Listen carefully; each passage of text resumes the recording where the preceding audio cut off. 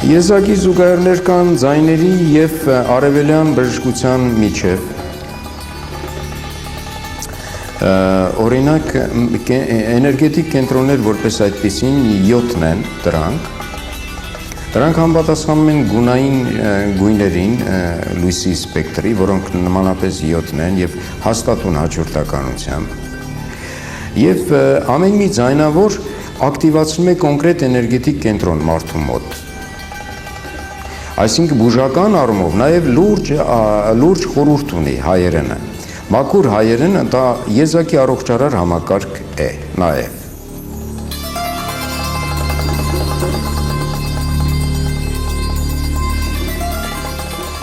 Ուրեմն հայոց այբենի տարաձևերի խորհուրդ է ինչու է կայանում։ Ամբողջ տիեզերքում երկու տիպի առայժմ մարդ արարածը երկու մտածողության գիտակցության բանականության երկու ձևի հետ է առնչվում՝ աստվածային մտածողության եւ մարդկային։ Երբ որպեսզի պատկերացում կազմես մտածելու կերպի ձևի մասին, դրա թողած հետևանքն է դիտարկում։ Մարդ արած մտածում է ուղղագիծ, մարդու կառուցած ամեն ինչ ուղիղ ընթացք ունի, մարդ ընտրում է ամենակարճ ճանապարհը, ուղիղ գիծը։ Աստծո բոլոր գործերը կոր են, կորագիծ։ Եվ որովհետև կյանքը, պտույտները, տիեզերքը, գալակտիկաներ եւ այլ եւ այլ։ Եվ ինչ է ստացվում, հայոց այբենի տառերը իրենց ձևով, պատկերով դրանք կորի եւ ուղի փոխհարաբերություններ են։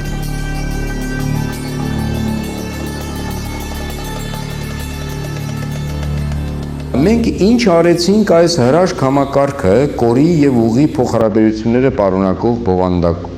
բովանդակող։ Մենք ինչ կերպ վերաբերվեցինք հայերս եւ արդյունքում ինչ ունեցանք։ Ուրեմն 9-րդ դարում փոքրատար, մեծատար մտցրեցինք, այսինքն մեսրոպյան տարաձևերը շատացրինք, բազմացրինք, գեղեցկացրինք մարդկային ընկալումներով եւ պարզապես ձևի խախտում, պատկերի խախտում ունեցանք։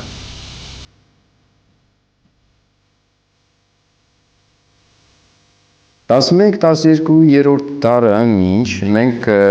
ուրեմն երկրորդ խեղաթյուրումն ենք բեկումնային մտցրել, ավելացրել ենք Աստծո տված համակարգին 37, 38, 39-րդ տարերը։ Միակ մաքուր հնչյունը, որ ավելացվել է, որպես նորույթ մտել է մեր կենցաղ, դա Ֆ-ն է,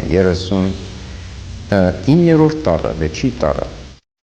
Ինչ է Ֆ-ն, փաստորեն, Ֆ-ի մուտքը։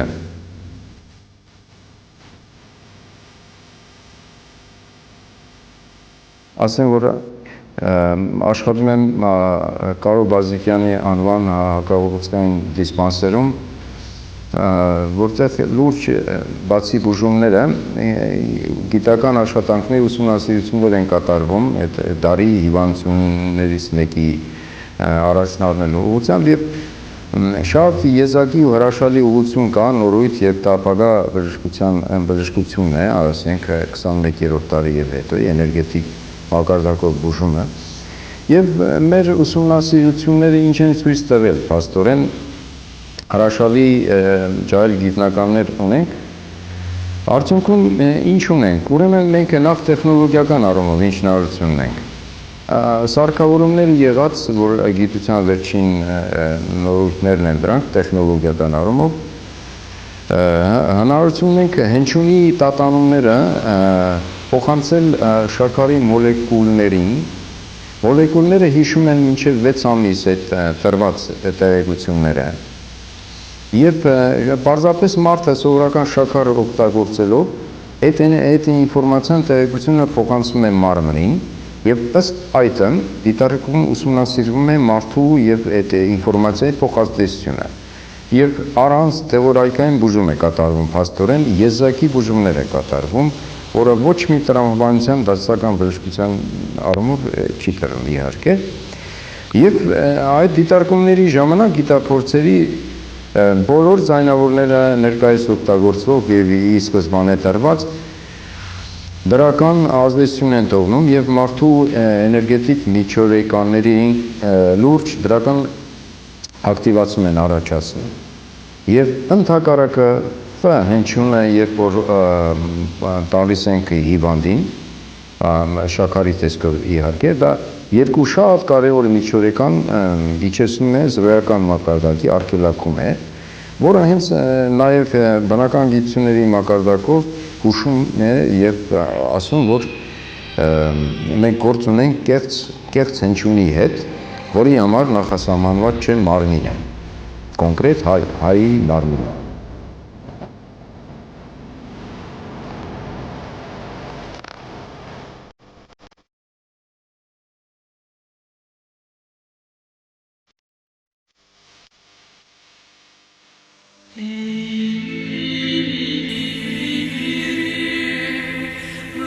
Աստծո խնդիրը խորխորատների մեջ պահելը չէ մարդուն, այլ դեպի կատարելությունը տանելը, դեպի իրեն տանելը եւ հետեւաբար ինչքան քիչ խաթարվեց, ինչքան սխալների ճանապարհը, որ ասում են եւ մի տար տերնական աղոթքում, չէ՞, եւ մի տար մեծ փորձության, այդ խնդրանքը իրականում է կամաց եւ ժամանակը ճանաչելի է, ասենք մենք ժամանակակից ենք եւ տեսնում ենք, թե Միշել Նոստրադամուսի 16-րդ տարի մարգարեությունը ինչ կարգի ստույգության եւ ապշելու ճշտությամբ կատարվում են, դրանք օրինակ է,